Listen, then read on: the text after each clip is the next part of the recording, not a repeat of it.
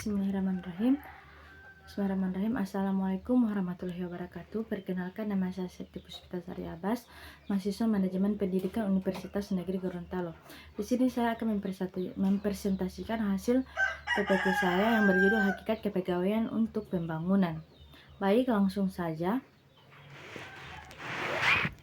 Hakikat kepegawaian untuk pembangunan. Pengertian administrasi kepegawaian menurut FX jadi 1995, administrasi kepegawaian adalah proses kegiatan yang harus dilakukan oleh setiap pemimpin agar tujuan organisasi tercapai secara seimbang sesuai dengan sifat, hakikat, dan fungsi organisasi serta sifat dan hakikat para karyawan atau anggotanya. Yang kedua, status kepegawaian. Pada hakikatnya, penggunaan istilah pegawai atau pekerja kepegawaian atau ketenaga kerja secara yuridis tidak mempunyai perbedaan arti berkaitan dengan kehadirannya dalam suatu perusahaan. Hanya saja berbeda lingkungan penggunaannya. Bagian A, pegawai percobaan. Pegawai percobaan biasanya merupakan status pegawai yang tergolong masih baru, baik lingkungan lembaga pemerintah maupun lingkungan lembaga swasta. Bagian B, pegawai harian. Pegawai harian adalah orang yang bekerja pada suatu instansi pada lingkungan lembaga pemberi. Yang berikut, pegawai bulanan. Pegawai bulanan adalah orang yang bekerja pada suatu lembaga atau perusahaan baik negara maupun swasta dengan menerima upah berdasarkan waktu setiap bulan sekali. Berikut sistem kepegawaian. Pegawai merupakan faktor yang sangat penting dalam suatu perusahaan, baik perusahaan negara maupun perusahaan swasta.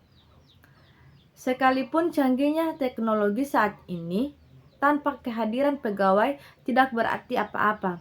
Berbagai sistem kepegawaian yang digunakan untuk mencari pegawai adalah sebagai berikut.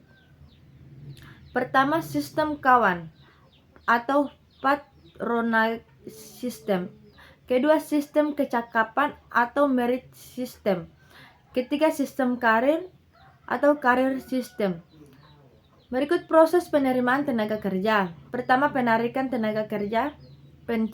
Pencarian atau penarikan tenaga kerja dilakukan setelah diketahui kualifikasi yang harus dimiliki tenaga kerja yang akan dicari, antara lain menyangkut pengetahuan, pengalaman, dan kepribadian. Sumber-sumber tenaga kerja. Sumber tenaga kerja dibagi menjadi dua macam, yaitu sumber tenaga kerja dari dalam perusahaan dan dari luar perusahaan.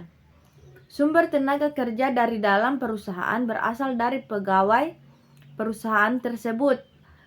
Adapun sumber dari luar antara lain teman pegawai perusahaan, badan penempatan tenaga, lembaga pendidikan, pembinaan dan keamanan tenaga kerja. Salah satu pembinaan yang diberikan kepada tenaga kerja yaitu keamanan agar pegawai dan perusahaan merasa lebih tentram dan lebih aman.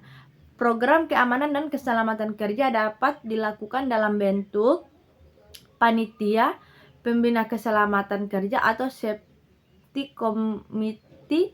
Faktor-faktor keselamatan dan keamanan kerja yang harus diperhatikan oleh panitia pembina keselamatan kerja antara lain sebagai berikut.